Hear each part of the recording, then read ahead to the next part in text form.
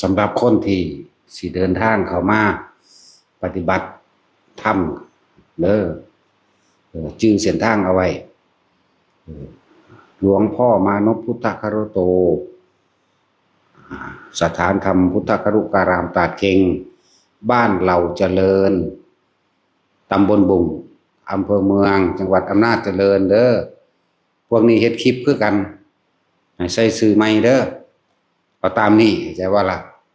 หลวงพ่อมานพพุทธครุโตใจว่าล่ะสถานปฏิบัติธรรมวัดป่าพุทธครุการามตาดเค็งบ้านเหล่าเจริญตำบลบุงอำเภอเมืองจังหวัดอำนาจเจริญผู้ใดสิกดมาอีหยังก็อันยังสิรินะท่านได้ถึงทางแล้วสั่นทางแมงอยู่ในป่าสาท่านได้ถึงจุดหมายแล้วสั่นแมงจุดหมายกูใส่เขาเอิ้นหยังพิกัดใส่พิกัดเอาเด้อก็ทุกคลิปที่เฮ็ดหรือทุกโพสต์ที่เฮ็ดให้เปลี่ยนสถานสื่อใหม่เด้อบ้านเราเจริญเฮาเข้าบ้านเราเจริญอยู่แล้วแล้วเฮาก็ขึ้นกับบ้านเราเจริญอยู่แล้วนะมาตามนั้นสำหรับผู้ที่เดินทางมาปฏิบัติพวกออกจากในเมืองมาก็มาถึงสี่แยกดอนหวายเนาะสี่แยกดอนหวายแล้วก็เลี้ยวซ้ายผ่านตลอดก็จะเห็นป้ายหลวงพ่อมานพพุทธครุโตดอกก็ให้ลูกศรชี้ไปเท่านั้นกิโลเท่านี้กิโลอยู่จากสี่แยกดอนหวายมาประมาณ5 กิโลเนาะ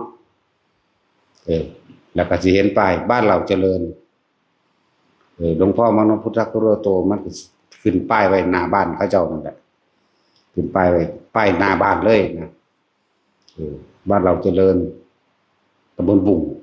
อำเภอเมียง จังหวัดอำนาจเสื่อม ส่วนมากเข้าไปพอถึงอุบลเพราะว่าอย่างมันหลงอำนาจก่อนเนาะมันเลยไปอุบลกับบ่ได้ ไปยโสธรกับบ่ได้แต่บ้านมันเพราะว่าหลงอำนาจ ทุกคลิปทุกโพสต์เด้อให้ลงแบบนี้เด้อบัดนี้ว่าคนเดินทางมากกับมาแบบนี้อยู่แล้วเฮานี่ผ่านบัดเราจะเลื่อนตลอด เลยเป็นขึ้นบัดเราจะเลื่อนโลดสำหรับผู้เดินทางมาจากอย่างท่านนั้นปทุมราชบอกผู้มาจากปทุมราชถ้ามาถึงสี่แยกดอนหวายก็สิเห็นป้ายบอกคือดอกเลี้ยวขวาพวกนี้เลี้ยวขวาก็เบิ่งไฟแดงไฟดำนำแน่ล่ะเบิ่งไฟดำนำเด้บ่แม่นบ้านไปเลยเด้ เนาะตัดสินนู่นมันมีรถคันหนึ่งเขาไฟแดงให้เห็นอยู่กับคิดว่ามันว่างเด้อสั่นไปเลยสั่นป้าทุกข์ใจเลยสั่นตัดสินว่าบ่แม่นมันบ่จักถีบจักเด่นหยังกันมันจะความหยังได้นั่นดอก รถคนสไตล์สว่ารถมีรถมาซ่อนมานี่ก็ผู้อื่นผิดเพิ่นได้บ่แม่นมันผิดเด้คนพวกนี้ดอก อีหลีนี่แหล้วสำหรับผู้สิเดินทางมา กดไปเฮ็ดไว้ระหว่างมึงพิกัดบ้านหวายบ่หรือเฮ็ดบุกบ่เฮ็ดบ้านหวายบ่มาอีหานี่ก็มึงเฮ็ดหรือบ่เฮ็ดเด้อนี่มึงเฮ็ดพิกัดหม้องใดอีข้อโตเอ้ยประสาทเอ้ยถามหยังก็บ่ได้เรื่องจักอย่างมึงหมดมกแต่อยู่ในห้องนั่นบ่เนาะแต่งหมอยบ่เพิ่นก็แต่งออกแล้วอาหยะอยู่อีหานี่ก็เลย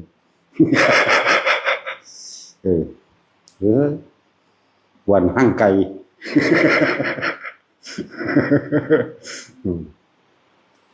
ของห้างพวกนั้นก็ห้างเพิ่มพวกนั้น เพิ่มห้าง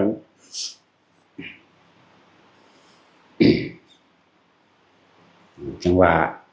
เพื่อสิเดินทางมากอะเอาตามนี้มาโลดมันง่ายๆนึงดอกแล้วสังเกตบ้านเราจะเลื่อนโลดเดี๋ยวเขาเฮ็ดป้ายแล้วเขาก็ไปติดป้ายหน้าบ้านทำรวมกิจกรรมรวมกันกับชาวบ้านเขาเหมือนกันทาสีป้ายใหม่แดงขาวแดงขาวแดงขาว แล้วก็ติดป้ายบัดนี้นะครับพัฒนาหมู่บ้านตัดหญ้าซอยงาไม้ตามทางออกกับผู้ใหญ่บ้านครับกับผู้ซอยกับอะไรละนั่นแหละมองได้เป็นลูกเป็นบอยจังถามเขาว่าเฮาสิปรับปรุงมันถนนหนทางบ่นะรถปูนรถเดียวก็พอหรือมั้งเนาะเพราะมันบิดมาได้ใส่รถปูนจักหาชิวแลนหยอดไปตามที่ต่างๆแหละใส่หินละเอียดเอาใส่หินน้อยๆไหมมันจังสิเข้ากันน่านกับทางยางเนาะสั่นแหละแล้วก็ไปที่เหลือก็ไปเทใส่หมอนไอ้ศาลาริมทางศาลาผักริมทางที่เขาเฮ็ดไว้นั่นแหละเหลือก็ไปเทให้มันจอดกันซะ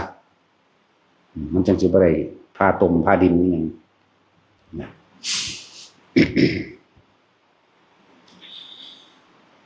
สำหรับผู้อันสิบวชนั่นนะนางเฮาตอนนี้มีเท่าไหร่ยังพอ2หรือบ่หรือ3หรือบ่อันนั้นอันใดนิ้งบ่นับก็ได้หรอกตอนนี้มาอยู่น้ำเฮาเดี๋ยวนี้ไหมหลวงพี่ปวกมาบ่นี่หลวงพี่ปวกไหมบ่ได้มามันค่ากินใหม่บ่ปวกไปมันก็กินใหม่กินดินกินหยังแบ่งสั่นเนาะเดี๋ยวนี้อยู่นี่2บ่และอีกผู้หนึ่งอยู่น้ำมันหลวงพี่สวัสดิ์มาซ้อมนาคให้มันเข้ากันได้แล้วเด้อผู้ว่าที่บวชที่ว่าเอาไปทองอยู่บ้านอยู่นั่นอยู่นี่ก็มาซ้อมก็มาอยู่ก็มาเบิ่งสักวันตัวเผื่อบางที่บ่ถูกใจก็ยกเลิกตัวเองได้ตัวเนาะแม่นบ่ล่ะบ่แม่นว่าทำตามใจเจ้าของแบบนั้นถ้าสิบวชแล้วก็คือมาเบิ่งมาฝึกมาหัดขานนาคมาฝึกหัดรับใส่เพิ่นลองเบิ่งสักก่อนถ้าบ่ถูกใจมันก็จังบ่ได้บวชมันก็ขึ้นเมื่อโลดแม่นบ่ล่ะมาเด้อผู้ใดที่ว่าสิมาบวชมาเอาใบขานนาคไปไว้แล้วตลอดตั้งว่าสิว่านั่นน่ะสิบวชยังสิห่วงบ้านอยู่มันสิคือบ่เนาะบวชเข้าไปแล้วก็สิทำตามใจตัวเองอีกก็สิบ่เบิ่งครูบาอาจารย์ก็สิบ่เบิ่งก็สิบ่เฮ็ดตามพระวินัยคือพระวินัยจังสี่เพิ่นว่าให้อยู่5พรรษาซะก่อนจังให้ไปจำพรรษาที่อื่นให้มันพ้นนิสัยซะก่อนจังซี่หลายคนก็บวชปั๊บบืนไปโลดเก่งโลดเนาะจังแม่นอีหยังพรรษามันบ่ทันใดเพิ่นบ่ทันให้ไปไปทุดงค์ได้อยู่แต่ว่าบ่แม่นอยากไปจังได๋ตามใจจังได๋นำก็แล่นตามใจกิเลสคือเก่าตนมาบวชก็มาบวชตามใจกิเลสแม่นบ่ล่ะลักษณะนั้นอยู่ในเฮือนในบ้านก็เฮ็ดตามใจกิเลสมาพอแห้งแล้วมาบวชก็ยังบ่ทันกลไกของกิเลสอีกอยู่ก็ยังเฮ็ดไปตามมันอีกอยู่บวชแล้วผมไปจำพรรษาอยู่หั่นอยู่นี่ได้บ่แน่มันบ่แม่นมันบ่เป็นแบบนั้นเพิ่นให้พ้นนิสัยคือ5พรรษาขึ้นไปซะก่อนมาเรียนรู้เอาข้อวัดปฏิบัติซะก่อนหลายๆคนที่เป็นอย่างนั้นมันใหญ่มองทุกข์ใหญ่มองเกิดไม่ซื่อๆได้ล่ะน่ะเกิดอยู่นี่ทุกข์อยู่นี่ซะก่อนแล้วไว้เนาะบวชแล้วก็มาฟังมาอดมาทนเวลาเพิ่นให้เพิ่นด่านั่นนี่เนี่ยล่ะเว้ยก็ไปเฮ็ดตามใจกิเลสอยู่หม้องอื่นว่าบ่มีผู้ใดบังคับได้มันบ่ถูกเด้อพูนมันเป็นมาตั้งแต่สมัยลูกศิษย์พระมหากัสสปะยังล่ะจักสิว่าได้ล่ะบวชเมื่อแก่พระพุทธเจ้าตายแล้วเพิ่นดีใจสิบ่มีผู้ใดมาบอกมาสอนบ่มีผู้ใดมาด่าเฮาอยากเฮ็ดหยังก็เฮ็ดพุ่นน่ะมันเป็นจังซั่นเด้นั่นแหละเพิ่นนึกว่าให้อยู่อย่างน้อยก็จัก5พรรษาซะก่อนสิว่าได้ฮึสุภัททะบ่แม่นสิว่าได้ดอกบวชเมื่อแก่นั่นน่ะฮู้ว่าพระพุทธเจ้าตายแล้วดีใจสิบ่มีผู้บอกผู้ด่าพะนะแล้วมันก็เป็นมาแต่พุ่นแหละหลายๆคนที่บวชอยู่นี่บวชแล้วก็ควรเป็นพระอรหันต์เว้าขึ้นแต่ละคำบวชแล้วในมื้อนั้นออกมาแล้วฟ้าวหนีไปสวดมนต์ข้ามปีพะนะเอ้าควรไปอรหันต์มันสิไปยุ่งนำสวดมนต์ข้ามปีอยู่อยู่ประเทศลาวยังเพิ่นว่าไปเด้โอ้ ฟังไว้เด้อบัดนี้ผู้ใดสิให้อยู่จัก5 ปีซะก่อนจังไปอย่าเพิ่งอยากไปนั่นตามใจกิเลสเบิดนั่นแหละถ้าอยู่นี่มันสิเป็นอีหยังโดยนี่เนาะอยู่นี่ก็ทุกข์อยู่นี่ซะก่อนอย่าเพิ่งย้ายที่ทุกข์แต่อยากไปแค่กัย้ายที่ทุกข์ย้ายที่เกิดใหม่ซื่อๆเด้บางคนบวชแล้วสิไปจำพรรษาอยู่บ้านเอาบ่เข้าใจหยังเลยบ่อ่านเลยคือจังว่าที่เฮาเป็นหยังคือเน้นว่าบวชเข้ามาแล้วให้ศึกษาพระวินัยอันดับต้นแรกเลยนั่นเอาไปอ่านเบิ่งมื้อเดียวก็จบดอกสารหนังสือ500-600 หน้าเล่มเนาะหน้านึงเนาะอ่านมื้อเดียวก็จบเด้อล่ะเฮาอ่านจบแล้วเด้เฮาจังเว้าบ่แม่น24 ชั่วโมงเด้เฮาอ่านเนี่ย13 ชั่วโมงกว่าๆนี่แหละเพราะเฮาอ่านละเอียดบ่ข้ามจากคล้องจากวรรคเด้จังซั่นล่ะ13 ชั่วโมงกว่าๆนี่แหละสาอริยวินัยสำนั้นเนาะกระจอกแต่พระไตรปิฎกเฮายังอ่านคราวเดียวนึง100 เล่มนั่นมันบ่ได้โดนได้ล่ะของมันยังล่ะลืมล่ะลูกสอธรรมภักดีซุมื้อนี้พิมพ์ผิดหลายสู้พากันไปแก้แน่ลงพิมพ์ลูกสอธรรมภักดีตั้งแต่พอสูเฮ็ดมันบ่ผิดลูกสูเฮ็ดนี่ผิดโอ้แม่ลูกสูเราตายแล้วลงพิมพ์สอธรรมภักดีของฉบับสอธรรมภักดีมีอยู่100 เล่มแล้วของมากุฏมื้อนี้อ่านเบิดทุกอันละ45 เล่ม80 เล่มนั่นบ่ล่ะจากการคัดเอาเฉพาะพุทธวจนะออกมามัน13 เล่มนึงเด้ล่ะเฉพาะคำเว้าพุทธเจ้าเฮาก็อ่านเบิดนั่นแหละเพราะเฮาบ่แม่นคนเก่งเนาะบ่แม่นคนมีความรู้อีหยังเลยจังซั่นแหละก็อ่านศึกษาอยู่ในนี้บวชเข้ามาแล้วให้พากันศึกษาพระวินัยเฮาบ่ทันได้ฮู้จักหยังอย่าเพิ่งเฮ็ดไปอย่าเพิ่งเฮ็ดไปตามใจเจ้าของเองก็ชื่อไว้5 ปีซะก่อน5 ปีซะก่อนจังสิไปถ้าจะไปบ่ให้อยู่ดอกนะถ้ามันเก่งแล้วเป็นแล้วนั่นน่ะมีแต่ไล่ไปนั่นแหละเนาะย่านแต่ว่าไปเท่านั้นแหละอันพวกอยากไปน่ะมันตามใจกิเลสเด้อมันบ่สมควรแก่พรรษาบ่ทันได้พ้นนิสัยคนอื่นว่าบ่ทันได้ขาดอาจารย์บ่ทันอนุญาตให้ไปได้เบิ่งแล้วโกโก้เก๊กๆเวกๆวากๆคุยโว้โอ้อวดอันนั้นอันนี้เนาะมันเป็นซั่นตัวชื่อไว้เด้อว่าผู้ใดอยากมาแล้วพอได้บวชกูสิหนีไปอยู่หั่นอย่ามาเด้แบบนั้นอย่ามามันก็ผิดวินัยแล้วมันก็สิไปได้หยังเด้อนี่แม่นบ่ล่ะสิไปได้หยังแต่เพิ่นมาจากทางอื่นมาอยู่ปี2 ปี 3 ปีก็แล้วแต่เพิ่นอันนั้นเพิ่นอาจจะ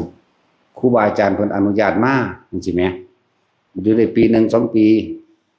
หรือบวชมาแล้วครูบาอาจารย์เพิ่นอนุญาตมานี่คนละอย่างกันเด้อแต่ว่าในเฮานั่นสำหรับเฮานั่นอนุญาตให้ไปจังไปหรือบ่อนุญาตคือบ่ต่ำกว่า5 ปีเข้าใจบ่ล่ะมันบ่ทันได้หยังมันก็ง่ายที่ทุกข์ซื่อๆดอกง่ายหม่องกังวลง่ายหม่องอวดดีง่ายหม่องถือดีง่ายหม่องอวดอ้างว่าเจ้าของเก่งเท่านั้นนึงเด้จังซั่นแหละเลยเน้นพระวินัยอ่านเข้าใจดีแล้วมันก็เป็นเครื่องอยู่ของเจ้าของเองอยู่แล้วเด้การอ่านก็เป็นเครื่องอยู่เป็นการปฏิบัติธรรมอันหนึ่งได้รู้ความเป็นไปของตัวของเองเด้การอ่านก็ดีอ่านอย่างอ่านพระวินัยอันนี้คือวิถีแนวทางของหมู่ภิกษุทั้งหลายต้องกระทำตามมันก็รู้กันตัวบ่แม่นว่าไปจำเอาต่าง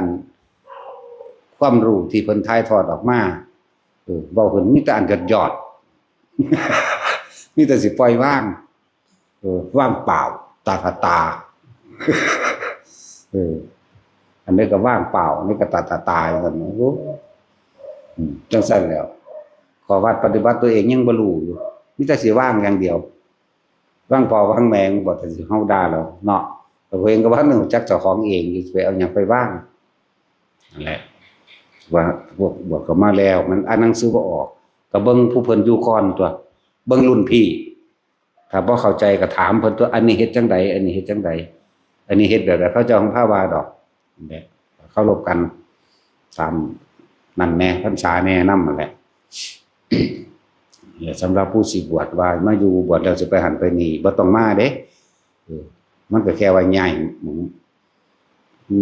หม่องไปทุกข์ใหม่ใหญ่หม่องเกิดใหม่สั่นแหละถ้าเก่งแล้วปีเดียวก็สร้างถ้าเฮาเบิ่งแล้วว่า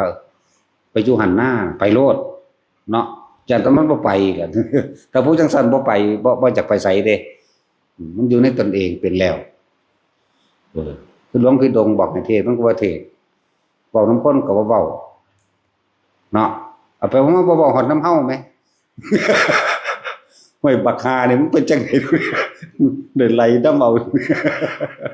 แต่ผู้จังซั่นมันคันบ่เว้ามันก็บ่เทศมันคันบ่จักแล่นพุ่นแล่นพี่เด้ล่ะเทศแน่มันก็บ่เทศแต่พูดจากไงว่าเดี๋ยวไรมันไปอยู่หุ่นบัดนี่กับโกเมนให้สถานการณ์บังคับมันเทศเอา เวลามีคนถามก็ต้องได้เว้าแล้ววะเนาะนั่นแหละ นั่นแหละสำหรับผู้เสียนว่ามาขอค้ำขานนาคไปแล้วพากันมาร่วมตัวกันแล้วก็มาทองขานนาคซ่อมนะซ่อมให้มันเข้ากันนะเดินทางมาได้แล้วมาซ่อมให้มันเข้ากันยังไปห่วงบ้านอยู่แต่ว่าสิบวชเลยก็ดี มาเบิ่งสะกอนหนึ่งเขาเบิ่งแล้วบ่ถูกนิสัยบ่สมกับครูศรัทธาเมื่อบ่เป็นหยังแม่นบ่ล่ะมาเบิ่งสะกอนตัวอย่าเพิ่งบวชให้มันเสียผ้าเหลืองแต่ว่าโอ้บ่ดีนี่ก็ไปตัวแม่นบ่ล่ะเพราะว่าเฮาอยู่นี่อยู่แล้วเฮาอยู่ตรงกลางบ่ไปไสบ่มาไสอยู่เก่าอยู่ตรงกลางสิมาให้ค่าแล้วเมื่อก็แล้วแต่สิมาด้อยค่าแล้วเมื่อก็แล้วแต่พอเฮาอยู่ตรงกลางแหละ ทุกสิ่งทุกอย่างตอนนี้เฮาสามารถเลือกได้เด้อตอนที่เฮามีชีวิตอยู่ตอนนี้ทุกคนสามารถเลือกที่สิกระทำได้เลือกสิเว้าได้เลือกสิคิดได้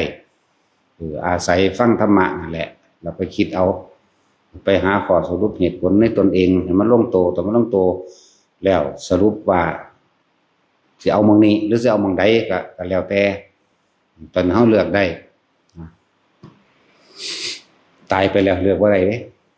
มันจะรับวิบากกรรมกันเดียวได้บัดนี้ทุกคนระลึกนึกตึกตองเบิ่งว่านี่สรรพสิ่งทั้งหลายทั้งปวงมันมีของมันอยู่แล้วเพราะว่าต้นไม้ภูเขาห้วยหนองของบึงสายน้ำรถบ้านที่ดินตลอดทั้งสัตว์เลี้ยงต่างๆช้างม้าวัวควายเป็ดไก่หมูหมาแมวสิ่งทั้งหลายทั้งปวงเหล่านั้นมันมีของมันอยู่แล้วฟังดีๆเด้อเฮาต่างหากได้เป็นผู้อยากได้มันแม่นบ่เฮาต่างหากเด้เป็นผู้อยากได้มันเป็นผู้พยายามที่เข้าไปยึดเป็นเจ้าของมันเนาะแม้กระทั่งบุคคลที่รักเริ่มต้นแรกคือผัวกับเมียนี่แหละที่จริงเขาก็อยู่ตะเขาคือกันเด้แต่ว่าเฮาต่างหากได้เป็นผู้เข้าไปอยากได้เขาเองจังเข้าไปกระแสะเข้าไปหาจีบเขาแม่นบ่ล่ะเฮาต่างหากเด้อบัดนี้เฮาลองถามงัวเบิ่งเด้อผู้ใดเคยเลี้ยงงัวพวกนั้นอยากได้พวกเจ้าอยู่บ่มันถามโอ้ยข้อยอยากได้เจ้าเป็นเจ้าของเด้ตาศีลมาเอาข้อยไปเป็นเจ้าของเนี่ยมันถามอยู่บ่เนาะควายก็คือกันหมูหมาคือกันคนได้อยากได้มันอยากไปเป็นเจ้าของมันบัดนี้สุขกับผู้ใดสร้างให้ทุกข์กับผู้ใดสร้างให้เฮาต่างหากเด้บ่แม่นผู้อื่นสร้างให้เด้นั่นแหละพวกเฮาคิดดีๆเด้อ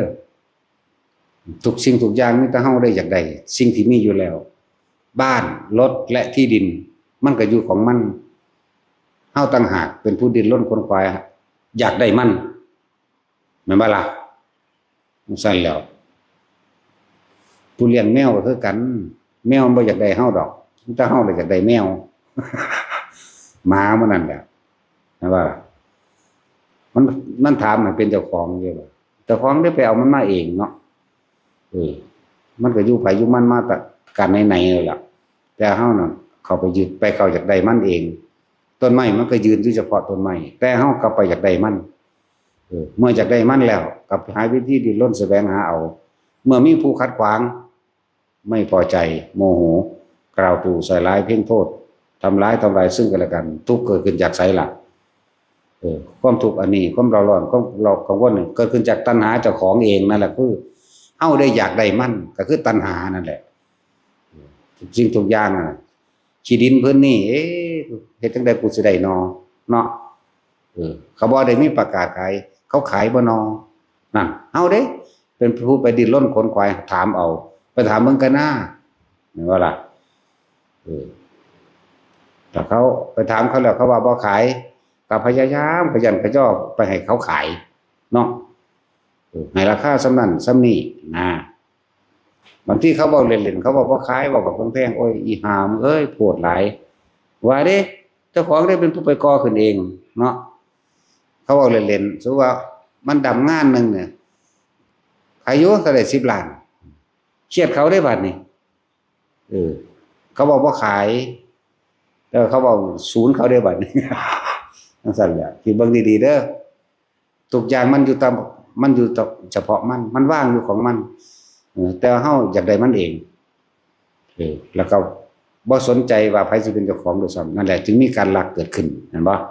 จึงมีการลักจึงมีการข่มเหงจึงมีวิธีการใส่เล่ห์เหลี่ยมเจ้าเล่ห์มารยาต่างๆสิหาวิธีเอาลักปล้นกี้ฆ่ามีเบิดอย่างซั่นก็ว่าในบุคคลอันเป็นที่พอใจอันเป็นที่รักกว่านี้เฮาเด้มักอยากได้เขาเองเนาะบัดนี้ก็ไปจีบเขาได้บัดไปจีบเขาถ้าเขาบ่มักสั่งเขาได้บัดนี้มันก็เป็นจังซี่แม่นบ่ถ้าได้มาแล้วก็สั่งเขาอีกแต่เขาบ่ถูกใจมันบ่ธรรมดาเด้แนวมันนี่เนาะนั่นแหละสุขและทุกข์ผู้ใดแต่งให้เอาผู้ใดเป็นผู้สร้างขึ้นเอาพอใจกับเจ้าของสร้างเองเมื่อมันถูกใจทุกข์บ่พอใจกับเจ้าของสร้างเองเมื่อเขาเห็นบ่ถูกใจเนี่ยแล้วทุกข์จึงเกิดขึ้นจากสิ่งอันเป็นที่รักคำว่าสิ่งอันเป็นที่รักบ่แม่นแต่คนเด้บ่แม่นแต่เมียแต่ผัวเด้บริวารของมันคือลูกบริวารตัวต่อไปคือหลานบริวารตัวต่อไปคือเหลนบริวารอันผูกไว้นี่เห็นบ่ล่ะบริวารตัวต่อไปคือที่อยู่อาศัยขี้ดินขี้ดอนได้บัดนี้เฮือนซ่านบ้านช่องได้บัดนี้แม่นบ่ล่ะนั่นแล้วอันนี้แค่ปลายมันนึงเด้แต่ว่าต้นมันเฮาได้เป็นผู้อยากได้มันต้นเหตุสาเหตุมันจริงคือตัวเฮาเองอยากได้มันอันนั้นแค่ปลายเหตุไม่ใช่ต้นเหตุคือความอยากของเฮาเองอยากได้เขาเมื่อได้มาแล้วก็หวงแหนรักษาเนาะหวงแหนรักษานี่มันบ่แม่นรักษาเนื้ออื่นรักษาไว้สนองตัณหาเจ้าของเด้บ่แม่นว่าเพื่อผู้อื่นเด้อยู่นำกันมาบัดนี้แต่พูดถึงว่าหวงแหนรักษาไว้สนองเพียงแค่ตัณหาเจ้าของเอง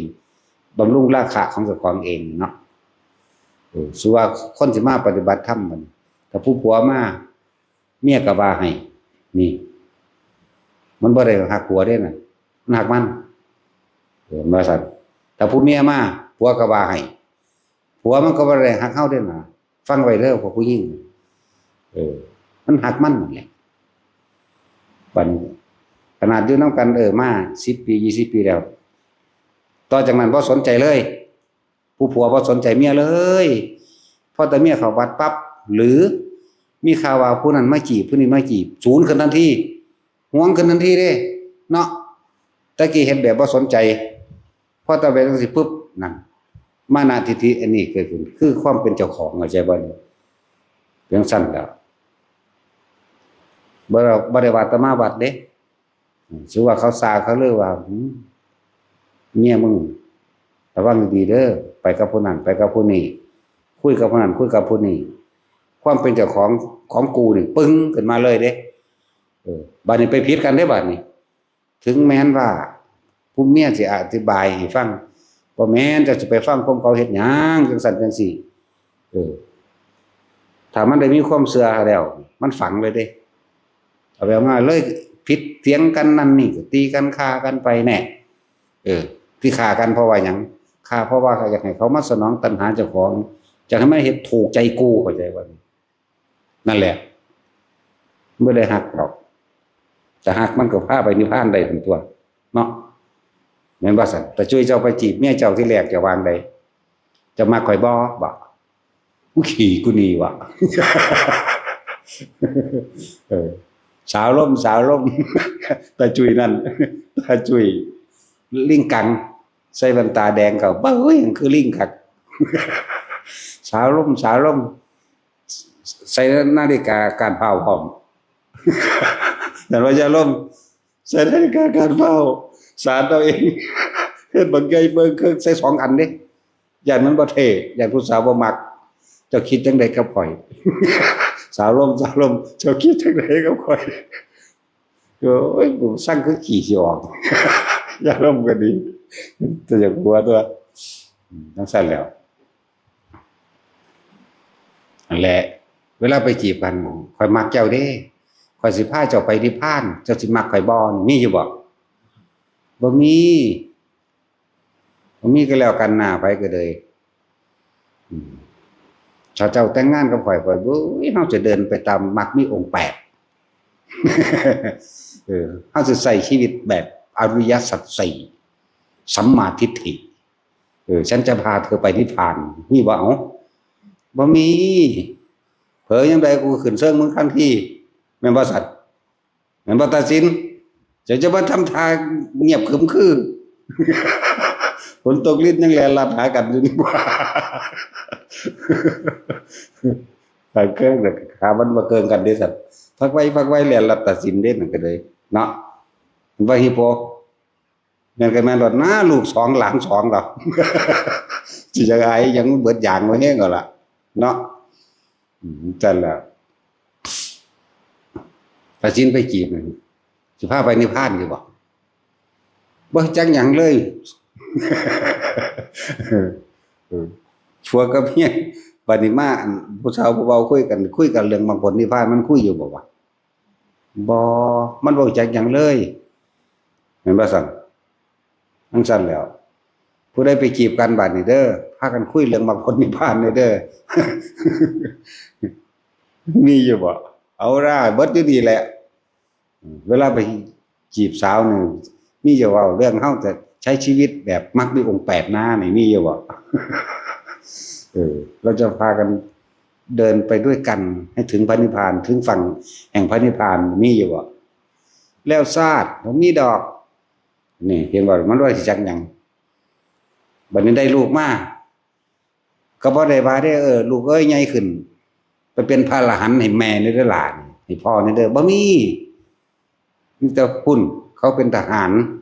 ยศนายร้อยพุ่นเขาเป็นตำรวจพุ่นเขาเป็นครูพุ่นเขาเป็นปลัดพุ่นเขาเป็นพยาบาลเนาะ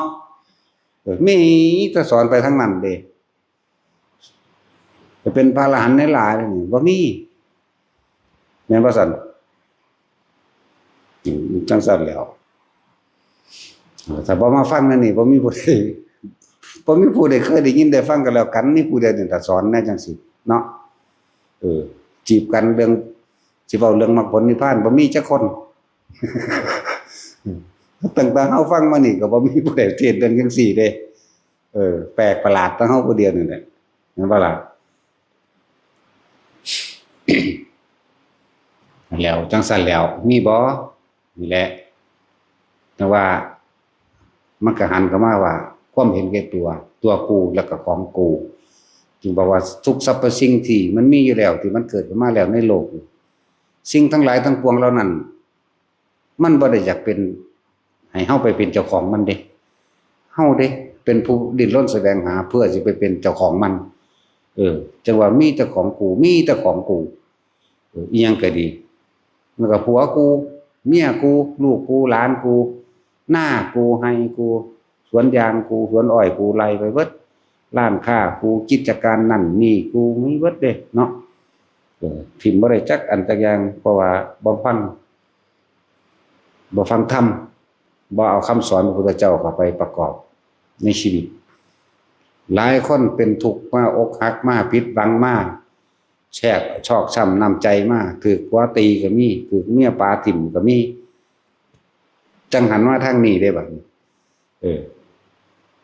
มันก็ถูกละลาที่เพิ่นว่าผู้ใดเห็นทุกข์นั่นผู้นั้นจังสิเห็นธรรมนั่นน่ะขัดแย้งเพิ่นบ่ได้ดอกแต่ว่าผู้ใดทั้งที่มีความสุขแต่ได้ดวงตาเห็นธรรมนี่เลิศประเสริฐมากบ่มีพยาสะเป็นต้นนะพญาสายนี่มีภาษาสามฤดูคือพระพุทธเจ้าคนเด้นอนบำรุงบำเรอด้วยกามราคะเต็มอยู่นั่งสนมนั่งนมเนยเล่านั่นน่ะหลังละ1,200 คนคนเด้ธรรมดาขนาดนั้นแหละแต่ว่ามันเป็นอย่างคือยังมีความถูกกุลใหญ่จังว่าถ้าอยากเข้าถ้าพวกเข้าอยากเรียกว่าปฏิบัติง่ายบรรลุโดยง่ายครับก็สั่งสมไปแต่ตอนนี้แหละถือว่าสั่งสมเฉพาะสิ่งที่มันเป็นกุศลเป็นผลบุญคำว่ากุศลก็หลายอย่างดอกเริ่มจากการคิดก่อนสัพพปาปัสสะนั่นแหละอาการนังกุลสุปสัมปทานสัจจิตะปริโยโตโนเอตังพุทธานาสาสนังนะจงทำจิตให้ขาวรอบคือจะไปคิดถึงสิ่งที่มันอิจฉาริษยาผู้อื่นรังเกียจผู้อื่นเห็นเขาได้ดีบ่ได้จะแกล้งอยากทำลายเขานั่นบ่ล่ะนี่คืออกุศลเพิ่นให้คิดจังเจ้าว่ากูอยากให้ทานเด้กูอยากรักษาศีลเด้กูอยากสวดมนต์บ่นั้นบ่นี้ได้เด้เห็นเขาทำดีอยู่ไสก็ยินดีกับเขาในทางที่ถูกต้องบ่เบียดเบียนบ่ได้มาโดยชอบธรรมบ่ไปเบียดเบียนบ่ไปโกงไผมานี่เฮาก็ยินดีนํเขาเห็นคนใส่บาตรสาธุเด้อในใจน้ำเขาตัวเห็นหมู่ภิกษุสงฆ์สามเณรเดินถนนหนทางบิณฑบาตก็สร้างเฮาเหลียวเห็นเฮาก็สาธุเด้อขออนุโมทนาสาธุนำเนี่ยมันก็เป็นบุญเป็นกุศลนั่นตัวนี่แหละเขาว่าคิดดีคิดสิ่งที่เป็นกุศลก็เลยถ้าว่าบอกจังซี่มันบ่ฮู้จักดอกลองเบิ่งเถิดหน้าไผก็ดีขนาดเว้าแกล้งเว้าแปลนขนาดนี้แล้วก็ยังสิคิดบ่ออกอยู่หรือหลายคนเฒ่าก็สิตายแล้วอันใดเอิ้นว่าคนพาลมันสูญให้เฮาก็จะของนั่นแหละเฮาว่าสูญก็เก่าอีกคือยังเฮาเทศนี่เพิ่นของใจเด้อซั่นลงไปแล้วสงบมาอันใดเอิ้นว่าคนพาลเจ้านั่นแหละสูญก็เก่าอีกมั้ยเฮาว่าจังซั่นล่ะมันนั่งบ่ฮู้จักเจ้าของเนาะก็บ่ฮู้จักอีหลีเด้คนพาลสันดานหมามันธรรมดาเด้อคล่องใจเฮาเว้าเรื่องคนนั้นคือมันสิไปตำเจ้าของเองเข้าใจบ่นี่พวกนี้คนผู้นั้นเฮ็ดแบบนั้นทั้งเบิดมักเว้าพื้นคนมักไปลักนั่นอันนี้จังซี่คล่องใจเอาขึ้นมาถามเฮาอันใดเอิ้นว่าคนพาลเบิ่งในตาเฮาก็รู้จักดอกคนพาลคือคนคือเจ้านั่นแหละมันก็บ่มีแนวปากมันก็ย่างหนีซื่ออีหลีนั่นแหล้วเว้าเรื่องจริงได้ด่าก็ด่าต่อหน้าเด้เขาตีแมงคือกันเหรอวะเนาะตาสินแหละคนบริจาคด้วยให้คิดดีทำดีไปเรื่อยๆเมื่อคิดดีแล้วก็ต้องทำดีนั่นแหละก็สั่งสมไปคำว่ากุศลแม้แต่ความอดทนก็เป็นกุศลเด้อเข้าใจบ่ล่ะเนี่ยขันติปรมังตโปติเดขานี่มันนิพพานังปรมังวัฏันติวัฏญูพุทธานะหิปะพะชิโตปรูปะติสมโนโหติปะรังวิเหทจันโตเป็นบ่ขันติเป็นตบะคือเครื่องข่มอารมณ์โกรธได้เป็นอย่างดียิ่งขันตินี่จักบ่นั่นแหละเป็นหนทางของผู้ที่เข้าสู่พระนิพพานได้อันเป็นคำสั่งสอนแห่งพระพุทธเจ้าทุกพระองค์นั่นแหละขันติปรมังตโปติติขานิพพานังปรมังวัฏันตินี่แปลว่าจังซี่แปลตามความรู้สึกมันโลดแบบนี้เป็นเครื่องคมเด้คมอารมณ์ตัวแต่คนบ่อดบ่ทนบ่กั้นแต่ของไงมันสูญอยู่ทั้งในมันโมโหเพิ่มอยู่มันจะปาดคอสีกัดกินหัวมุนๆหมดล่ะเนาะแต่มันอดไว้ข้างนอกอดดูเข้าทนดูเขาขันติอดทนดูเขาก็เกิดความเคยชินแต่บัดนี้ เอาไปมามันก็บ่นำเป็นเรื่องต่างๆที่คนเก่าตู่ใส่ร้ายดูถูกมาคิดตัวจะว่าล่ะมันก็เริ่มเกิดความเคยชินเลยเป็นการว่าอดทนโดยบ่ต้องอดทนมันเลยเป็นธรรมดาธรรมชาติธรรมดาของโลกเป็นแบบนี้นะอย่างเฮาก็รู้จักโทษของมันนำคำว่ากุศลมันหลายอยู่บ่ได้แม่นสำนึงบ่ได้แม่นแค่แปลว่าคำเดียวข้างเดียวเด้ความอดทนก็เป็นกุศลเป็นความฉลาดแหลมคมที่เฮ็ดให้ตัวเองพ้นออกจากการมีปัญหาการมีเรื่องการที่จะสร้างความแตกร้าวหรือทำให้ตัวเองเสียชีวิตทรัพย์สินหรือผู้อื่นพร้อมให้ผู้อื่นก็ย้อนสาเหตุเจ้าของแหละมันจะเฮ็ดให้วะเนาะให้ทานก็เอิ้นว่ากุศลรักษาศีลก็เอิ้นว่ากุศลมีความเพียรพยายามในทางดีเอิ้นว่ากุศล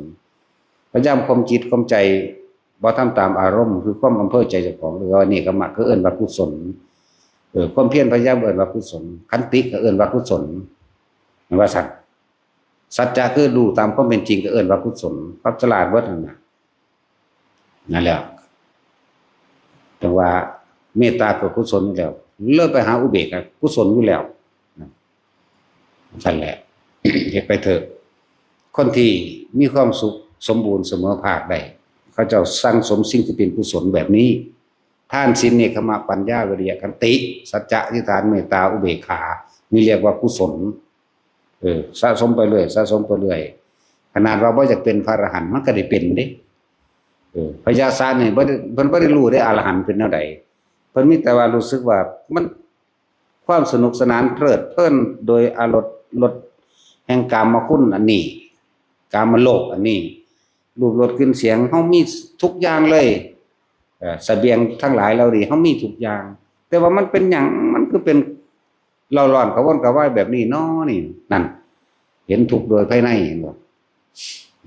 นั่นแหละเพิ่นถึงหนีออกจากกันว่างเพิ่นหนีออกจากบ้านเพิ่นเองก็นึกในใจว่าโลกนี้มีแต่ความวุ่นวายมีแต่ความวุ่นวายแล้วก็จมไปในใจของเราล่ะวุ่นวายเด้วุ่นวายเด้ไปในใจนั่นแหละบ่ฮ้องดอกของคนหนีแต่ฮ้องก็มันก็คนนำหั่นตัวเนาะนั่นแล้วพุทธเจ้าคนเร่งพยานไปเบิ่งแล้วหูจักแล้วมาแล้วเพิ่นจังไปลัดทางไว้ส่องฉัพพนรังสีเปล่งประกายออกสว่างจ้าออกไปพอประมาณให้ผู้นั้นเห็นหงเห็นทางจังเข้ามาตัวครับนั่งอยู่ซื่อๆก็สงบเลยได้เห็นพระพุทธเจ้ามั้ยมันบ่ได้เฮ็ดหยังแล้วเพิ่นก็แสดงธรรมกับบรรลุโสดาบันนี่คือนั่นวันนี้ลูกเมียพ่อแม่นำหาแสดงธรรมให้พ่อแม่ลูกเมียฟังบรรลุอรหันต์อยู่ทางหลังนั่งอยู่ทางหลังนั่นแล้วพ่อแม่ได้บรรลุโสดาบันนั่นจังซั่นแหละสมแต่สิ่งที่มันเป็นบุญเป็นกุศลมันก็เลยง่ายพวกเขานั้นอีหยังบ่แล้วกุหยังบุกุกกักพวกเขาเนี่ยแม่นกุศลมันสร้างสมแต่กุกกักจังซั่นเด้อแหละมันว่าจะเป็นก็ได้เป็นมันเต็มของมันแล้วจักว่าพระโมคคัลลาภาษาลุบุตรเขาจะก็สร้างสมมามันว่าจะเป็นก็ได้เป็นพระอนุรุทธะมื้อนี้ว่าล่ะเกิดเป็นพระอินทร์ติดต่อกันเท่าไรกับบางครั้งก็36กับลงมาเกิดเป็นเจ้าฟ้ามหากษัตริย์แน่ทำบุญอันเก่าขึ้นไปอีกแล้ว36กับเป็นพระอินทร์อีกแล้วเที่ยวเป็นแต่พระอินทร์เฉพาะสำนั้นนั่นจนว่าบ่ฮู้จักคำว่าบ่มีเอาโลดเขาเจ้าทำแต่กุศลเราเคยให้ทานกับบ่ว่าสิจะจบวันนี้พบขอทานต่างๆหน้าสารพัดแล้วก็เราเคยอุทิศบุญในการผลทานบุญกุศลกรรมดีของเราเองกระจายไปจนว่าคำบ่มีเราบ่ฮู้จักแม้นเป็นพระอินทร์แล้วก็ซอยตะพ้นเด้เป็นจังซั่นแหละคือว่าพระพุทธเจ้าเฮานั่นแหละเสวยชาติเป็นโพธิสัตว์บ่ว่าสิเป็นจันทกุมารพระอินทร์ผู้ลงมาซอยเปิดเผยความจริงให้ฟังกับพระอนุรุทธะนั่นแหละหลายชาติจะได้ลงมาเอื้อเฟื้อซึ่งกันและกันจังซั่นตัวจนมาเกิดเป็นพระอนุรุทธะไปเล่นนั่นสักกาหรือเล่นหยังล่ะเล่นการพนันนั่นแหละโยนหลุมมื้อนี้ล่ะ เล่นดีดหินมั่งเล่นโยนหลุมมั่งแพ้ตะเขาเอาขนมได้เป็นอันพนันกันเนาะแพ้ยังได้ก็ให้นั่งสนมคนใส่นั่นแหละเอาขนมมาให้เขาเฮ็ดไปมามันเบิดที่ผู้แม่ว่าโอ้ยลูกเฮานี่เขาว่าบ่มีนี่คือสิบ่จักเนาะกันบ้าสิสอนลูกให้ลูกรู้จักคำว่าบ่มีก็น่านะก็ให้ถืออันตลับเป่าๆนั่นแหละปิ่นโตเป่าบอกให้เข้าใจง่ายถือปิ่นโตเป่ามาให้ลูกเด้อนั่งคนใส่ก็มาแล้วก็ตั้งไว้พวกพระอินทร์ผู้เก่าผู้นี้ได้บัดนี่โหอยู่บ่ได้ล่ะกูได้เคยได้รับส่วนบุญจากผู้นี้คือกันเห็นบ่ล่ะนี่บุญมันต่อกันเคยได้รับการช่วยเหลือเคยได้รับส่วนบุญจากพระอนุรุทธะสมัยเป็นพระอินทร์มั่งสมัยเป็นคนมั่งนี่คิดถึงบุญคุณกันเห็นบ่นี่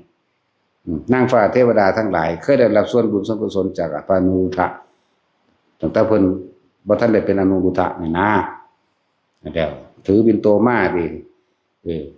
เขาก็ใส่อิทธาภิสังขารของเขาเองสามารถดลบันดาลเป็นขนมได้เห็นบ่ล่ะดลบันดาลได้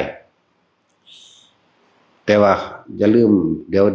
วมันสิแย่งต้องบอกตัวนี้ก่อนแต่พระอนุรุทธะบ่เคยขอจากว่าสิ่งทั้งหลายที่มันเป็นขึ้นมาได้พระอินทร์ซอยได้เทวดาซอยได้เพราะเขาเคยทำเอาไว้ก่อนบ่แม่นคนมีกิเลสตัณหาปัญญาหยาบคือพวกเฮาอยากได้หยังขอเอาหรือแม้กระทั่งสอนกันให้ขอว่าล่ะสอนกันให้ขอเด้อยากได้หยังอธิษฐานเด้อซั่นบักหาหัวโลนเนี่ยอีหลีนี่แหละสอนแมงบ่แนวนั้นเนาะพุทธเจ้าบ่ได้ให้ข้าขอเด้อะไรนั่งก้นใจน่ะถือถาดเป้ามาถือปิ่นโตเป้ามาตั้งไว้ปุ๊บเบิ่งดูคำว่าบ่มีนี่พระอนุรุทธะสิจักบ่ไปเปิดฝาปิ่นโตออกขนมหอมกึ่มขับเมืองอยู่ตักซิมแล้วบัดนี้ซิมกินมันแซ่บติดอกติดใจอาหารทิพย์เนาะไปต่อว่าแม่เด้อบอกท่านแม่แต่ก่อนตะกี้ท่านแม่บ่ได้ฮักลูกบ่มันหยังเนาะบัดนี้ลูกแม่ก็งงก็ฮักละลูกเอ้ยแม่ก็ว่าอยู่ถ้าฮักคือบ่เฮ็ดขนมแบบนี้มาให้ลูกนั่นลูกไปต่อว่าแม่สงสัยลูกเฮาเป็นคนมีบุญเด้อแม่ก็สงสัยกันมาเบิ่งบัดขนมมันมีอีหลีขนมบ่มีต่อไปนี่ให้เฮ็ดขนมบ่มีเด้อมาให้ลูกว่าซั่นเลยลำบากกูอยู่ข้างบนพุ่นล่ะมื้อใดก็ได้เฮ็ดแต่ขนมบ่มีแล้วมาให้กินเพิ่นบ่รู้จักคำว่าบ่มีนั่นแหละเพราะว่าเพิ่นสั่งสมบุญไว้ทานศีลเนกขมะปัญญาวิริยะเพิ่นสั่งสมไว้แล้วเพราะฉะนั้นพุทธเจ้าแต่ละพระองค์ก็สิเน้นไว้ติสัพพะปะปัสสะอากลนังกุศลสูปสัมปดานี่จักว่าสจิตตะปโรตัปนังเอตังปุตตนาสาสนังเพราะฉะนั้นเพิ่นสิบอกไว้จังซี่บ่แม่นบ่ล่ะนี่คือโอวาทของพุทธเจ้าทุกพระองค์พร้อมเด้บ่ได้แม่นผู้เดียวเด้หลายคนบ่ทันรู้จักได้ว่าพุทธเจ้ามีผู้เดียวนี่บ่เนาะอุ้ยมีจนนับบ่ได้แล้วทั้งที่มันเป็นของยากหลายก็เม็ดไส้ในพวกโลกนี่ซ้ำตัวเกิดมาผ่านมาเบิดแล้วพวกเจ้าก็ดีเป็นแมงมุมแน่ เป็นขี้ไก่เดือนแน่เป็นขี้ไก่กือนะเป็นแมงข้ามเป็นแมงคับเป็นแมงหีควายรู้จักว่าล่ะเป็นหีนเป็นยุ่งเป็นปลาชิวเป็นทุกอย่างมาแล้วเด้อทุกคนอยู่นี่เป็นมาเบิดทุกอย่างแล้วเพราะว่ามันเป็นนั่นแหละรู้จักว่ามันเลยมาเป็นอยู่เพราะสมนี้เห็นปะเพราะว่ามันเป็นอยากเป็นนั่นอยากได้นี่อยากได้นี่อยากเป็นนั่นนั่นแหละเลยมาเท่าอยู่ดีนั่งอยู่เดียวนี่แหละคำว่าของกูตัวกูเพราะนั้นก็อยากได้กับพวกอยากเป็นนี่แหละอยากได้ก็อยากได้มันเป็นของกูนั่นแหละเนาะสั่นตัวอยากเป็นกับกูไงกูมูกันแล้วจะเป็นกูมีอิทธิพลกูมีอำนาจอยากได้ก็อยากเป็นคิดเบื้องดีๆแต่ละคนสรรพสิ่งทั้งหลายว่าสิเป็นต้นไม้บ่ว่าสิบ้านตะกี้มันบ่แม่นบ้านเจ้าของใจดีๆเด้อ ก็เห็นบ้านเขางามๆโอ้ยจักได้ผู้เสียเนาะกูอยากได้แบบนี้เด้แม่นบ่ล่ะก็นั่นแหละอยากได้บ้านหลังนั้นมันอยู่ตะมันเจ้าคันอยากได้แบบนั้นเองหรือเจ้ามีเงินจะอยากไปซื้อเอาของเขาเองนั่นบ้านหลังนั้นบ่มาถามว่าเจ้าอยากได้ข่อยบ่เด้หรือมีงัวจักโตมาถามอยู่บ่ผู้ใดไปซื้องัวก็เลยตัดสินเลี้ยงงัวก็ดีเจ้าอยากได้ข่อยอยู่บ่ตัดสินน่ะมีอยู่บ่ยิ้มใส่กันอยู่หั่นซั่นแหละถามเบิ่งเด้อมีอยู่บ่ไผก็ดีพวกผัวพวกเมียกันมาแตะเก่าก่อนไปลาไปจีบกันนั่นที่จริงเขาก็อยู่ตะเขาเด้เจ้าของอยากได้เขาเองเนาะจังซั่นก็ต้องไปหาวิธีจีบกันจังซั่นจังซี่ได้บัดนี้เขาก็จีบหลายคนด้วยกันนั่นแหละคือผู้อยากได้บ่ได้ก็มีเนาะคือผู้บ่อยากได้ก็มีก็เป็นจังซั่นแหละมันได้มาแล้วก็บ่อยากได้ผู้เดียวเด้ผู้หญิงก็บ่แม่นว่าจะได้ผู้เดียวเด้ว่าถ้าถือใจกูอยากได้แมงเบิดที่กูเห็นนี่เนาะ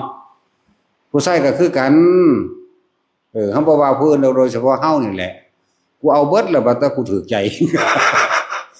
แม่นบ่ล่ะบ่อยากได้ผู้เดียวเด้ล่ะดิมันถามเดี๋ยวนี้ก็ฆ่าเบิดเดี๋ยวนี้ตัดสินว่าเมียเดียวนี่ก็บ่แม่นเด้ว่าสิอยากได้แต่ผู้เดียวนั่นยังอยากได้ผู้อื่นอยู่ดีแต่จุ้ยก็คือกันแม่นบ่ย่างไปน้ำตลาดร้านค้าหรือน้ำห้างเห็นอีนั่นยังตาเบิ่งเขากูอยากได้เด้แม่นบ่ล่ะสิได้ตัวเมียเพิ่นเฮ็ดอยู่บ่หาแต่เดียวนี้นะเอาแต่กีบกันมันงามๆอยู่พุ่นน่ะมันก็ยังอยากได้ผู้อื่นคือกันเนาะนี่ได้ให้ยอมรับความจริงโลดเฮาทุกข์เพราะว่าหยังเวียนว่ายตายเกิดเพราะว่าหยังก็เพราะว่าอยากได้อย่างนั้นแหละสิเป็นหยังเด้แม่นว่าระบาดนี่ที่จริงเขาก็อยู่แต่เขาเด้เขาก็ย่างไปโรงเรียนที่ตลาดแต่เขาเด้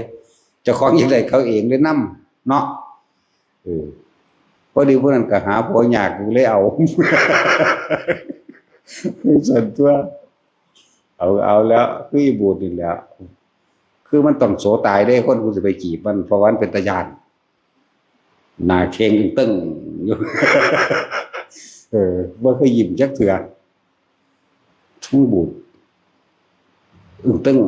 อยู่หลายคนแล้วบ่มีผู้ใดกล้าเว้านำกูมีผู้เว้าผู้เดียวเอาเลยจังซั่นแหละบูดบึ้งบ่ได้มากก็ห่วงได้บัดนี้แม่นบ่ล่ะ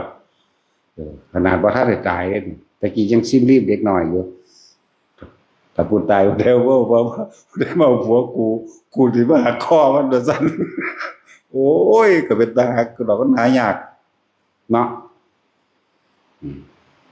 ต้องกล้าหาญเด็ดเดียวคนที่ไปขี่นั่นแหละหาก็เว้านำคนนี่เด้ตั้งแต่เฮามานี่ตั้งแต่กี้มันเว้านำไผเด้จังซั่นแล้วแต่ตัวมันยิ้มมันหัวอยู่ตั้งแต่มันได้มาฟังธรรมะจังซั่นแล้วตอนนั้นมีแต่ความอาฆาตโมโหโกรธเกรี้ยวไผเว้าบ่ถูกใจบ่ได้จึงยังสิเข้าโลด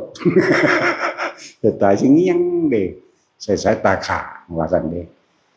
โอ้ยอีห่าเอ้ยข้าเจ้าของบ่จักนั่นแหละจึงยังเบิ่งคนนั้นจึงยังเบิ่งคนนี้เด้นั่นแหละเขาย่านเขาเลยบ่อยากเว้านำแต่ละคิดเบิ่งให้ดีเด้อทุกสิ่งทุกอย่างสรรพสิ่งทั้งหลายทั้งปวงมันเป็นอยู่ของมันเช่นนั้นแต่เฮาทั้งหลายแหละเหล่านี้มีความปรารถนาต้องการอยากได้มันเองเหมือนกันแหละกับต้นไม้มันอยู่ตะมันตะโดนคักก็เด้พอตาเฮาตาไปเห็นปั๊บคืองามแต่กูอยากเอาไปเฮ็ดเสาเด้เอาไปเฮ็ดวงกบเด้เอาไปเฮ็ดนั่นนี่เด้เนาะบ่ต่างกันเลยนะ สิว่าหยังวะ แม้กระทั่งว่าอารมณ์เฮายังอยากได้มันถูกใจในอารมณ์ของเฮาเองบังคับผู้อื่นให้ตามใจเจ้าของได้บัดเนาะเกิดเป็นอารมณ์เลยอยากให้ผู้อื่นยอมรับมั่งบังคับผู้อื่นให้เฮ็ดไปตามที่ตัวเองอยากให้เป็นมั่งเนาะธรรมดาบ่แหละทั้งหลายเหล่านี้มีแต่เฮาเด้อเป็นผู้สร้างความรักผู้ใดสร้างความเกลียดผู้ใดสร้างตัวเฮาเองบ่มีผู้ใดสร้างให้ทุกสิ่งทุกอย่างมันมีมาอยู่แล้วโลกมันก็เป็นของมันอยู่แล้วโลกเฮาเกิดเวียนว่ายตายเกิดในโลกอันนี้ติดอยู่ในโลกอันนี้หมุนอยู่ในโลกอันนี้สิเว้าอีกแบบนึงว่าโลกนี้เฮาสร้างขึ้นเองซ้ำแม่นบ่ล่ะแต่ในเมื่อเฮาสร้างมันขึ้นมาเองแล้วโลกอันนี้จักว่าโลกหยัง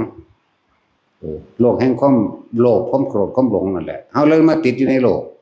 เลยเอิ้นว่าเฮาสร้างโลกนี้ขึ้นมาเองในเมื่อเฮาสร้างขึ้นเองได้เฮาก็ต้องทำลายได้คือกันหังบ่แม่นเอาไปค้อนไปทุบโลกเด้ ทำลายใจเจ้าของเองนั่นแหละจักบ่ที่มันยึดติดอยู่ในโลกที่มันเป็นเจ้าของโลกในเมื่อโลกนี้เฮาสร้างกันเองเฮาก็ต้องทำลายมันได้เหมือนกันสร้างเองทำลายเองในตัวเองนั่นแหละที่สุดของโลกมันบ่แม่นอยู่ดวงดาวดวงเดือนบางใดเด้บ่แม่นอยู่ขอบฟ้าพุ่นบ่แม่นอยู่ไกลพุ่นในระหว่างทะเลเด้ที่สุดของโลกก็คือที่สุดในใจของเฮาเองเมื่อบดความยินดีเมื่อบดความปรารถนาแล้วมันก็สุดเองดอกโลกนี้ก็เลยอยู่เป็นเฉพาะโลกเป็นนักวิทยาศาสตร์ทั้งหลายล่ะดาวมันก็อยู่แต่ดาวมันพากันคิดจังไดมันจังพากันจะไปกันเนาะไปจังซั่นแล้วดาวมันอยู่แต่ดาวแต่โดนแล้วแต่ของฮักก็เกิดไม่เห็นกันจะไปโลดอยากได้ดาวได้บัดนี้เนาะ ติดจากหัวแล้วดินที่เจ้าของอยู่แล้วก็ยังพัฒนาบ่อาจสามารถสิสร้างความเจริญอิหยังได้สิไปสร้างอิหยังกับดาวดวงอื่นอีกเนาะความเจริญของโลกเมตตารักผู้อื่นเสมอตนรักตนเสมอผู้อื่นบ่คิดทำลายผู้ใดเลยนี่กรุณาช่วยเหลือสรรพสัตว์ทั้งหลายบ่มีที่สุดบ่มีประมาณไม่เลือกว่าทั้งมนุษย์และอมนุษย์มุทิตาบ่เคยอิจฉาริษยาไผอุเบกขาวางคิดเป็นกลางเสมอภาคทั้งบุคคลและสัตว์ทั้งมนุษย์และอมนุษย์บ่ลำเอียงบ่โอนเอียงนะตั้งมั่นบ่หวั่นไหวกับสิ่งที่เข้ามากระทบกระทั่งว่ามันก็อุเบกขาเองนั่นแหละ วิธีฝึกหัดปฏิบัติถึงเพิ่นก็สอนแล้วในปฐมชารสูตรหรือปฐมนานาชารสูตรอันเกี่ยวเนื่องกับโมนยปฏิปทาที่พระพุทธเจ้าสอนอันเป็นอเนกปริยายกับพนารกะจึงเรียกว่าบทที่เพิ่นสอนนั้นถ้าว่าเรื่องสูตรก็เรียกว่าปฐมะหรือปฐมนานาชารสูตรบุคคลบางหมู่เหล่าที่พอใจอยู่แล้วในเพียงแค่ปฐมฌานเป็นผู้มีวิตกมีสติรู้อยู่กับลมหายใจเข้าออกไม่ส่อสายความคิดไปที่ไหนอาการปิติย่อมเกิดขึ้นเขามีความยินดีอยู่เท่านั้นเขามีความพอใจอยู่เท่านั้นเขามีความสุขอยู่เพียงแค่ปฐมฌานเพียงแค่นั้นแม้บุคคลผู้เช่นนั้นกระทำตลอดวันหนึ่งและคืนหนึ่งแม้เพียงแค่รัดข้อมือเดียวนี่ไหมนี่ได้ทีมากคำว่ารัดข้อมือเดียวหรือเพียงแค่เหยียดแขนออกคู่แขนเข้าบุคคลผู้นั้นเมื่อแตกกายทำลายขันธ์เขายังเข้าไปเป็นหมู่เทพนิกายแห่งพรหมทั้งหลายนี่ไหมไปเกิดในเทพนิกายแห่งหมู่พรหมอย่างเบื้องต่ำเบื้องชาเนี่ยเรียกว่าพัมมปริสัชชานะจะว่าล่ะเห็นไหมพรหมชั้นที่หนึ่งหรือที่สองจะว่าอยู่ในระหว่างนี่คือพรหมกายิกาจะเป็นพรหมปริสัชชาระหว่างที่หนึ่งและที่สองมีอายุหนึ่งกับถึงสองกับนะแต่ก็พูดถึงว่าบัดนี้เรียกว่าโรกิยฌานปุถุชนทั้งหลายผู้มีความยินดีพอใจในฌานไม่ว่าจะเป็นความยินดีพอใจ ในฌานที่หนึ่งที่สองที่สามที่สี่ห้าหกเจ็ดหรือแปดคืออรูปฌานทั้งหลายเหล่านั้นเพราะไม่ได้อาศัยธรรมเพราะไม่ได้อาศัยความแนะนำสั่งสอนแห่งเราตถาคตพอได้มีผู้นำความจริงนั้นเข้ามาแจกแจงแสดงให้เธอทั้งหลายเหล่านั้นได้รู้ความเสื่อมจากว่าบริวว่าสิ่งทั้งหลายทั้งปวงมีความเกิดขึ้นเป็นธรรมดามีความแตกดับเป็นธรรมดาเขาไม่รู้ในความเสื่อมแม้นเขาจะยินดีพอใจในเพียงแค่ปฐมฌานบุคคลผู้นั้นก็ย่อมเข้าสู่พรหมเมื่อแต่กายทำลายขันธ์เข้าใจบ่ก็ย่อมเข้าไปสู่เทพนิกายแห่งหมู่พรหมเข้าใจว่าล่ะแม้นฌานที่หนึ่งเหมือนกันโลกุตระฌานนี่อาศัยคำสอนพระพุทธเจ้าโลกิยะฌานไม่ได้รู้คำสอนพระพุทธเจ้าไม่ได้รู้ความจริงโดยธรรมชาติเข้าใจบ่เนี่ยฌานนี้เข้าเหมือนกันได้เหมือนกันทำเหมือนกันเข้าใจบ่แต่ว่าต่างตรงที่ความเห็นหนึ่งเด้มีอาศัยพระปัญญาแห่งพระศาสดาพวกเขาเนี่ยอาศัยปัญญาของพระพุทธเจ้าเป็นเครื่องนำทางแต่บอกนี่ไม่ได้อาศัยปัญญาแห่งท่านผู้ใดแต่ว่ามีความยึดมั่นถือมั่นในความสงบที่นี้เขาพอใจในวิตกเขาพอใจในวิจารณ์เขาพอใจในปีติเขาพอใจในอารมณ์ที่เป็นที่นี้จึงเรียกว่าปีติสุขเอกคตาเขามีความยินดีเขามีความพอใจอยู่เฉพาะเพียงแค่นี้เมื่อแตกการทำลายขันธ์แล้วย่อมเข้าสู่พรหมโลกที่หนึ่งมันสั้นแหละผู้ที่กับเมื่อพอใจเช่นนี้เหมือนกันย่อมเข้าสู่พรหมโลกที่หนึ่งเหมือนกันแต่ว่าบุคคลผู้ได้สดับตรับฟังธรรมเทศนาจากพระศาสดารู้อริยสัจจากว่ารู้อริยสัจรู้ปฏิจจสมบัติรู้อนิจจังทุกขังอนัตตาบุคคลเช่นนี้อาศัยธรรมทั้งหลายเหล่านี้ย่อมเลื่อนขั้นขึ้นสู่จากว่าขึ้นบนไปเรื่อยอันนี้บอกความแน่นอนบ่ได้บางที่กับบรรลุอรหันต์ในพรหมปริสัชชาเลยหรือพรหมกายิกาเลยบางจำพวกขึ้นไปสู่อนาคามีแล้วก็ได้ถึงพานในพรหมหาชั้นสุทธาวาส5ชั้นนั่นมันเป็นตัวเหตุเอาได้ล่ะบัดนี้ผู้ได้ฌานที่สองโดยพวกโลกิยะฌานใช่ป่ะแม้ฌานที่หนึ่งแม้ฌานที่สองสามสี่ห้าหกเจ็ดแปดจึงเรียกเราร่วมกันยังไงรูปฌานกับอรูปฌานร่วมกันยังไงเมื่อแต่กายทำลายขันธ์เขาก็ย่อมเป็นหมู่พวกแห่งหมู่เทพพรหมทั้งหลายเหล่านั้นตามลำดับขั้นที่เขาได้แต่ว่าเมื่อหมดอายุเห็นว่านี่สิ้นฤทธิ์สิ้นกรรมหรือสิ้นบุญหมดอายุส่วนมากจะลงสู่อบายภูมิน้อยนักหนาได้สิได้เป็นคนอีกน้อยเด้มีอยู่แต่ว่าบ่มีอยู่แต่น้อยนักหนาเพราะฉะนั้นเพิ่นสิว่าระหว่างเปรียบดุจดังว่าขนโคกับเขาโคนั่นอันนี้คือพวกโลกิยะฌานเข้าเหมือนกันทำเหมือนกันได้เหมือนกันกับโลกุตระฌานได้เหมือนกันแต่นี่เราอาศัย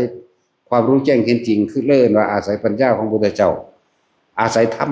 ที่พระพุทธเจ้าออกมาแสดงแต่ว่าพวกนี้บ่ได้อาศัยธรรมบ่ได้ฟังเขาติดอยู่เพียงเช่นนั้นเองเขาสิติดอยู่หั่นผู้ติดอยู่ในอรูปฌานทำความรู้สึกอยู่ในว่าอากาศหาที่สุดไม่ได้เขาจิตอยู่ในความรู้สึกที่อากาศหาที่สุดไม่ได้เลยเวิ้งว้างเพิ่งคว้างไปเรื่อยแต่เป็นอารมณ์เป็นหนึ่งนี่คืออรูปฌานมีอารมณ์เป็นหนึ่งเหมือนกันมีวิตกวิจารปิติสุขเอกคตาได้เกิดกันใส่ความนึกพวกนี้จักว่าลักษณะนั้นนึกไปออกจากกายไปเรื่อยนึกไปเรื่อยนึกไปทั้งอากาศจักว่าอะไรบางสั้นล่ะพวกนี้ไปสู่อรูปภพมีอายุเป็นอสงไขยได้บาดแต่ว่าเมื่อหมดอายุย่อมลงสู่อบายภูมิเป็นส่วนมากเหมือนเดิมบางรุ่นแต่ผู้อาศัยปัญญาของพระพุทธเจ้าบ่เข้าสู่อรูปฌานเด้บ่เข้าสู่เด้อยู่ในรูปฌานนี่แหละจังบอกว่าให้ทุกคนเอาแค่1 2 3พอละเฮาบางที่มันเข้าไปสู่อรูปฌานมันบ่เข้าใจก็มีเด้มันเลยไปแล้วจากว่าใส่ปัญญาบ่ได้พวกนี้นี่ว่าผู้ใดตายเพียงแค่ปฐมฌานอย่างน้อยกับพรหมกายิกาจังภริสัจจาปโรหิตามหาพรหมปริสตาภาอาภัสรานี่ก็ไล่ขึ้นไปเท่านี้พูดอวิหะตปาสุตตสาสุตสีอาการนี้ก็กล่าวไปเรื่อยก็พรหมโลกมันมีอยู่รูปฌานแห่งพรหมโลกมีอยู่16อรูปฌานนี่เลิ่นว่าพรหมมีอยู่20 จังซั่นสวรรค์เด้6มนุษย์1เรียกว่าล่ะนั่นแหละไม่ว่าทุกคนโอ้ยจะเฮ็ดน้อยหลายเถาะอันที่ว่าเพียงแค่เราเข้ามือเดียวจะเฮ็ดน้อยหลายจะเสือเพิ่นหลายอันตัวนี้มันน้อยโพดเนาะมันก็สิคิดเลยจังได๋เฮ็ดน้อยปานนั้นเถียงอันนี้ต้องเถียงจักหน่อยอย่าเข้าข้างเขาหลายเขาของพ่อสำนันนึงแต่ว่ายุคสมัยนั้นของสมัยของเพิ่นเองมีชีวิตอยู่อาจจะแม่นอยู่เนาะแต่ว่าสมัยนี้สัตว์นรกหลายคักปานนี่เนาะ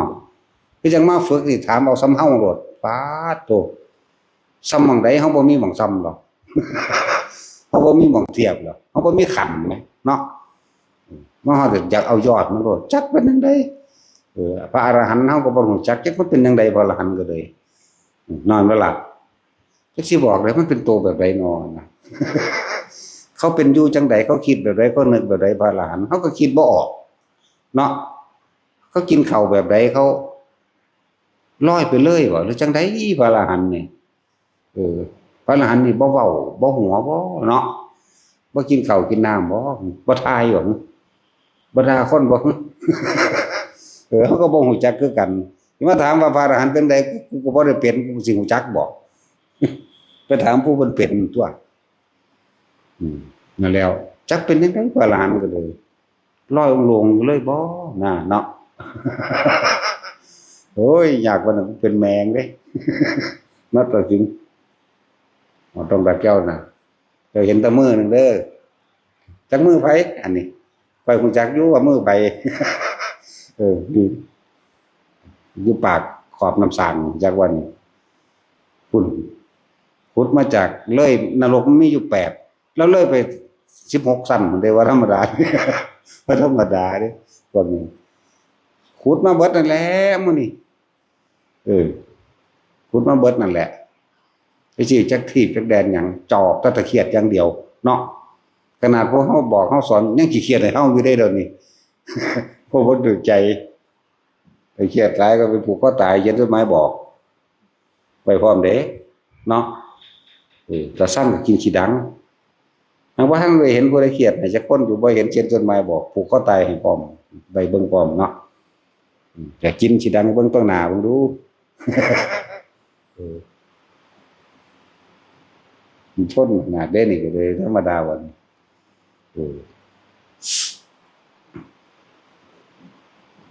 เพิ่นว่ากายยินทรีย์จักว่าท่านได้แข็งแกร่งแต่ว่าใจแข็งแล้วจักว่าล่ะใจแข็งแล้วแข็งก็ตาจุ้ยตาสินกันแล้วกันน่ะแม่นว่าซั่นเจ้าก็ร่างกายเจ้านี่แข็งแกร่งบริบูรณ์อยู่ใจเจ้าทั้งอ่อนแอเนาะที่ละวันบ่ยอมรับมันบวชได้เด้เจ้าบวชบ่ได้เด้เจ้าก็ไปนอนเฝ้าของเจ้าอยู่เฮือนอันนี้มันนอนเฝ้าวัดก็ได้เด้เห็นบ่มันมีคนมาบุกรุกรังแกวัดมันมาปกป้องวัดได้เด้ถือค้อนน้อยๆกานี่แหละแล่นอ้อมบอกหมู่บอกพวก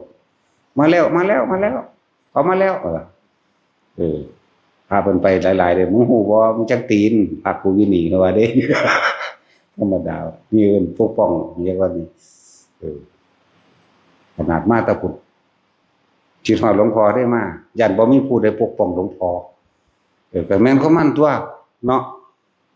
สั่นตัวมันมาปกป้องหลวงพ่อเด้ผู้ลังกาหลวงพ่อมีแต่ตีมึงเคยคิดฮอดตัวคิดฮอดเก่าบ่บ่สั่งหลวงพ่อบ่เครียดอยู่บ่ว่ามึงคิดฮอดขนมหรือคิดฮอดหยังกันแน่ล่ะคิดฮอดหลวงพ่อว่าโอ้กูบ่ใจอ่อนดอกกูตีคือเก่าสิมาปากว่าสิตีคือเก่าตีเก็บกว่าเก่าอีกนั่นแหละแต่เขาเสียสละต้องปกป้องสถานที่อันเป็นสาธารณกุศลใดเห็นบ่เสียสละปกป้องบุคคลที่มีประโยชน์ต่อโลกพร้อมแม่นบ่ล่ะ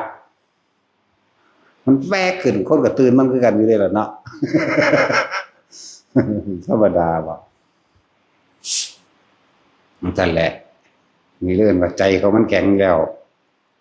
ในตอนนี้เรียกว่าตอนหน้าไม่รู้เขาบอกจักดอกอนาคตมันบ่ล่ะคือตาจุ้ยเจ้าจักว่าสิเห็นหลวงพ่อเนี่ยเอานะก็จังสั้นตัวพวกเจ้าสิปรุงแต่งอดีตไปหาอนาคตไปเห็นหยังเนาะคือบ่รู้จักในปัจจุบันเพียงแค่ปฐมฌานมั่งทุติยฌานมั่งตติยฌานมั่งตัวที่4มันเข้าเองดอกเฮานิยมแค่3ตัวนี่เด้อตัวที่4นั่นจะชำนาญแล้วแต่พระสิเฮ็ดจังได๋เฮ็ดไปเถอะเพราะว่ามันชำนาญแล้วมันเป็นมันเองแต่อยากให้ทุกคนชำนาญนี่มัคคะชาระอันนี้สูตรตัวนี้ให้มันคล่องเด้อคำว่ามัคคะคือหนทางฌานก็คือการเพ่งให้ชำนาญในการเข้าออกเข้าใจบ่นี่ชำนาญในการจับลมปั๊บอุณาโลมขึ้นปั๊บหรือปิติขึ้นปั๊บโลดนะบางคนถ้าปฐมฌานนี่มันชำนาญแล้วทุติยฌานมันเป็นเองเฮาแค่มีสติรู้อยู่คือรู้สึกในตัวของเฮาเองเท่านั้นเองตติยฌานก็เหมือนกันส่วนจตุตฌานมันสิเผลอเข้าของมันเองเผลอเข้ารู้เข้าเกิดความชินจับทางเข้าเอาเองได้กำหนดเข้าได้เลยจังซั่นแล้ว กำหนดเข้าได้คือหมู่ผู้เพิ่นเก่งพุ่นละพระโมคคัลลาพุ่นละเอารุ่นนั้นล่ะเฮา มาเทียบเพิ่นเข้า4ลงมา3ปั๊บเพิ่นก็เหาะไปโลดเด้บ่ไปนั่งรับตาเฮ็ดเด้ไปแบบมื่นตานี่เด้เขาเจ้าไปนั่นแบบมื่นตาแบบเว้าโวกเวกนี่เด้ซั่นแล้วไปแบบนี้บ่แม่นไปนั่งรับตาอุ้ยเขาขาก่อนปานนั้น จังซั่นแล้วคือเขาเจ้าคล่องแล้วจากว่าเขาเจ้าไปเลยเด้นึกมันก็ไปโลดเพราะมันคล่องจังซั่นแล้วแต่ผู้ใดคล่องแล้วในเอาอารมณ์ของฌาน4มาเข้าสู่อัปปนาสมาธิปั๊บเป็นโลดเด้จักบ่ล่ะจังซั่นแหละโอ้ยบ่เป็นหยังดอกซ่อนมันนั่นแหละผู้ใดอยากติดตามพระสูตรนี้ว่ามีแรงที่มาอันใดก็กดเข้าไปในโมนยปฏิปทาเด้อจะสิเห็นดอกปฐมชารสูตรเด้อชื่อมันปฐมนาชารสูตรคำว่ามีคำว่านาเพิ่นไล่อธิบายความละเอียดไปเบิดตั้งแต่ปฐมฌานทุติยถึงจนถึงอรูปฌาน8อย่างเลยเพิ่นไล่นั่นเรื่องนาชารสูตรอย่างสั้นไปกดหาเบิ่งเอาแต่เขาจะลงไม่รู้อันนี้ใน YouTube บ่แม่นว่ามันสิมีเบิดทุกอย่างดอกเนาะแต่มีเบิดทุกอย่างกูก็กดเอานิพพานในหันนู่นแล้วนาฏศิลป์ มันอยู่ในประสบการณ์เด้อสิบอกให้มันอยู่ในประสบการณ์นี่มันอยู่ในความรู้สึกนี่เด้อและเอาสมาทาน